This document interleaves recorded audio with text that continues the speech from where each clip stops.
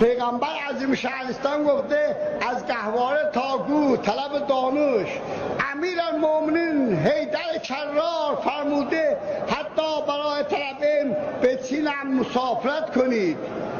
طول افتقاد همکاران ارتقاء جایگاه فعلی آموزش پرورش و تکامل تدریجیان به یک نهاد فراگیر حاکمیتی و تحقق اهداف بالای نظام نیازمند همراهی و همکاری همه اعضای آن به ویژه معلمان زکر. نماینده محترم به کنار، آقای لارزانی بگید نماینده به کنار.